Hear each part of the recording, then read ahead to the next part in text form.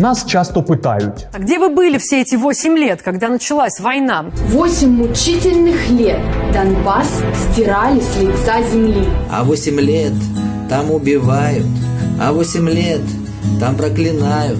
Починаючи повномасштабне вторгнення, Росія не спромоглася навіть на казус беллі, тобто провокацію, щоб хоч якось обґрунтувати початок війни проти України. Єдине, що вичавила з себе славетна російська пропаганда, це штамп про Донбас, який нібито сама Україна знищувала 8 років за мовчазної згоди українців. Планомерное уничтожение жителей Донбасса шло 8 лет. 8 лет. 8 лет. 8 лет. 8 лет. Росія має два необмежених ресурси – нафту та громадян з від'ємним IQ. Тож рано чи пізно ці громадяни можуть і вас раптово затягнути у дискусію про те, а де же ви були 8 лет? В коментарях, в особистих повідомленнях, просто посеред вулиці, десь за кордоном, на ескалаторі у метро, де завгодно на вас з кущів може вистрибнути аватар Тіни Канделакі та заволати: Когда вы видите посты в соцсетях со словами «Ужас! Как мне стыдно за Россию! Как жалко украинцев!»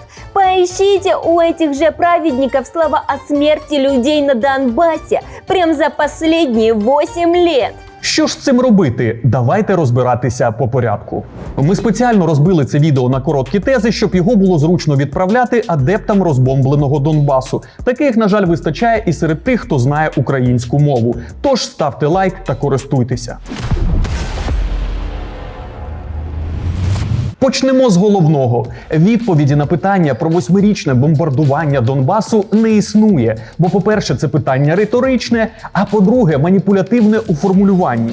Оскільки передбачає, що той, хто на нього відповідає, погоджується, що останні 8 років Україна бомбила так звані ЛДНР, а над мешканцями окупованих територій вчиняла, прости господи, геноцид. Так, питання про 8 років – це типовий вотебаутизм. Це прийом, який постійно використовує російська, а раніше радянська пропаганда. Вотебаутизм дозволяє перевести розмову від себе та своїх дій шляхом звинувачення опонентів у чомусь, що ніяк не заперечує чи виправдовує ваші вчинки. Мною принято решение о проведении специальной военной операции. Ее цель – защита людей, которые на протяжении 8 лет подвергаются издевательствам, геноциду со стороны киевского режима.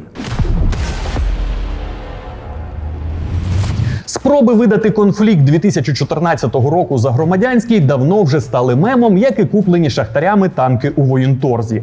А Гіркін Стрілков, який сам називав себе спусковим гачком війни 2014 року, не тільки відставний офіцер Збройних сил РФ, колишній полковник ФСБ, воєнний злочинець, але й в першу чергу громадянин Росії. Ба більше, станом на листопад 2016 року волонтерська ініціатива «Інфонапалм» ідентифікувала військовослужбовців 75 російських військових частин, які брали участь у війні на Донбасі, починаючи з 2014 року. На Донбасі воюють 6 тисяч російських кадрових військових і 35 тисяч бойовиків, діями яких керують росіяни. Російські військові прибувають на схід України з усіх куточків Федерації. Той факт, що до бойових дій на Донбасі були залучені тисячі військових РФ, підтверджує і розслідування Bellingcat. Оцінка відбувалася на основі серійних номерів бойових медалей, якими Росія нагороджувала своїх військовослужбовців у 14-16 роках. Починаючи з 2014 року, їхня кількість зросла у сотні разів, хоча офіційно в цей час Росія ніде не воювала. Вы никогда не вторгнетесь в Украину, потому что Украина сильная армия. Так как же мы не вторгнемся, если мы вторглись 8 лет назад? Тож війну на Донбасі у 2014 році спровокувала і розпочала не Україна. Цей факт підтверджує вже навіть і сама російська пропаганда. Тож за всі жертви серед мирного населення та військових несе відповідальність саме Росія. Починаючи з 2015 року, керівництво України активно просувало ідею введення миротворців на окуповані території Донбасу для врегулювання ситуації та припинення бойових дій.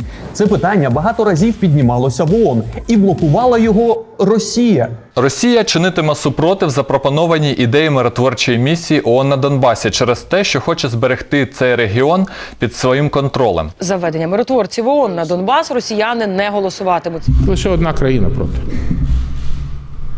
Російська Федерація. Які б комбінації країн-учасниць миротворчої місії Україна не пропонувала, єдиний варіант, який влаштовував Росію, це той, за якого миротворча місія складалась би з російських військових, що фактично легалізувало б окупацію та присутність російських військ на Донбасі і дозволило б російським солдатам перестати маскуватись під місцевих шахтарів і абсолютно вільно чокать і гекать. Це і є відповідь на питання, де Україна була ці 8 років. Україна намагалася припинити війну на Донбасі.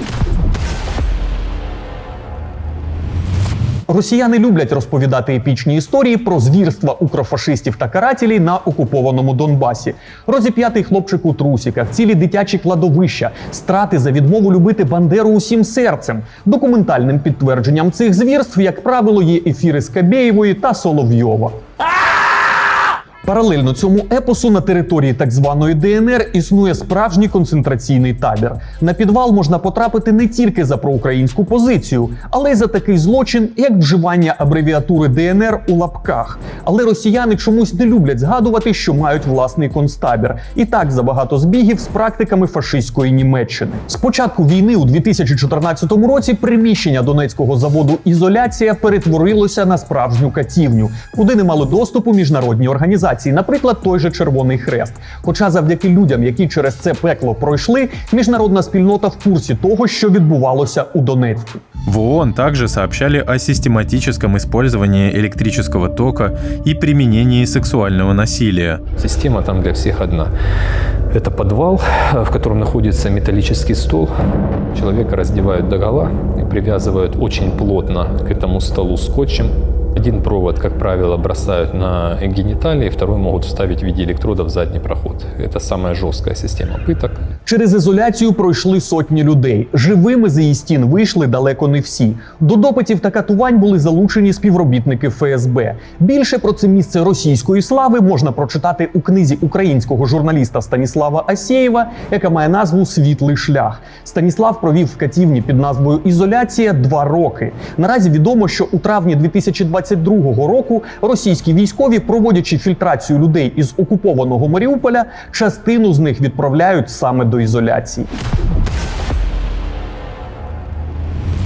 Ще один важливий аспект – це цифри. От тільки математика в Росії як фігурне катання. Там теж є вільна програма, де ти береш будь-які цифри і робиш з ними, що хочеш. Наприклад, росіяни згадують про цифри, коли треба обґрунтувати пропагандистську тезу про те, що на Донбасі відбувається геноцид. Где все страны и их общественность были 8 лет, когда шла война? И каким образом они осудили убийство как минимум 13 тысяч человек за эти годы? Росіяни маніпулюють числом в 13 тисяч загиблих, видаючи цих людей за жертв дій української армії. Ми вивчили звіти ООН та ОБСЄ, які протягом 8 років відслідковували бойові дії на Донбасі, фіксували руйнування та кількість постраждалих. Жодну з цих організацій складно назвати прихильником України, тому в звітах не має бути навмисного заниження чисел, щоб приховати 8-річний геноцид, про який говорять у Росії. Згідно цим даним, 13 тисяч – це загальна кількість загиблих у конфлікті. Серед них є цивільні, українські військові та терористи ЛДНР. Военные действия со стороны режима в Киеве и планомерное уничтожение жителей Донбасса шло 8 лет. В ходе этой войны погибло более 14 тисяч чоловік. Так 13 чи 14? Саме цивільних жертв в ООН нарахували 3395 людей. Та в організації не зазначили, хто саме винен в їхніх смертях.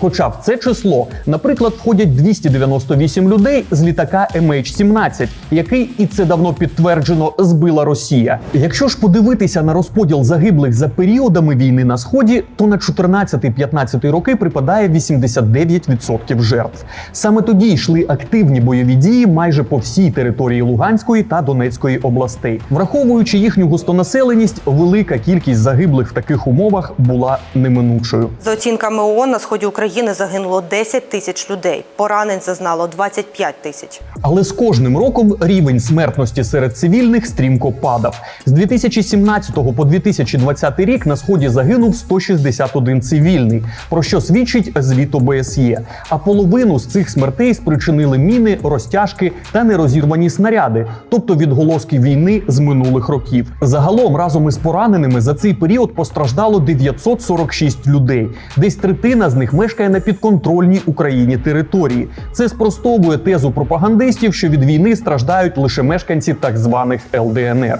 Не подобається статистика ОБСЄ? Ось цифри, які наводять у так званому ДНРі. С 1 января по 30 декабря 2021 года пострадали 97 военнослужащих и 32 гражданских лица. За тот же период погибли 70 военнослужащих и 7 мирных жителей. Говорится в сообщении, распространяемом в четверг пресс-службой аппарата омбудсмена так называемой ДНР. За 2021 рік на Донбасі загинуло 7 мирних мешканців. Цю інформацію озвучують підконтрольні Кремлю бойовики. При цьому ми не знаємо, яка кількість жертв серед населення окупованих територій спричинена провокаціями терористів, а не реальними бойовими діями. С того же направления, куда сейчас камера направлена, обстреляли восточные кварталы, Бардюса. Летит. Опять, там же где-то.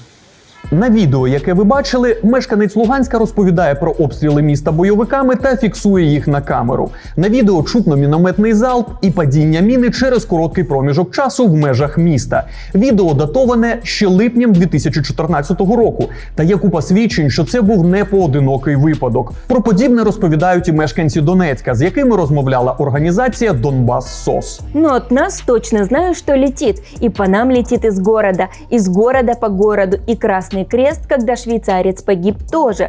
Мы знаем откуда, мы ехали рядом. Донбас СОС опитували мешканців окупованих територій, житло яких постраждало внаслідок бойових дій. Однією з найпоширеніших причин респонденти назвали стрільбу бойовиків поруч з житлом та їхні провокації з обстрілами міст. А якщо туди прилітала відповідь від ЗСУ, російська пропаганда одразу ж розповідала про те, як карателі стріляють по мирному населенню. Они пушки, наверное, здесь поставили. Наши поставили, да? Да. Я так полагаю, что ДНРовцы, потому что стреляют же на территории ДНР. А Украина пока не слышно, мне не слышно Украины. Але адепти 8 років про це не розкажуть, як і не зрозуміють, що у кожній жертві серед мирного населення на Сході винна Росія. Тому що це вона почала цю війну у 2014 році. Виправдовуючи війну в Україні у 2022 році, росіяни звинуватили світ в ігноруванні війни, яку вони почали на Донбасі у 2014 році. Але, на щастя, через пару років ми не почуємо, а де ви були, коли бомбили Донбас. Бо на допитах та судах обвинувачувані не ставлять питання. Максимум, де можна буде побачити цю фразу, це видряпані слова на стінці Гаагської камери.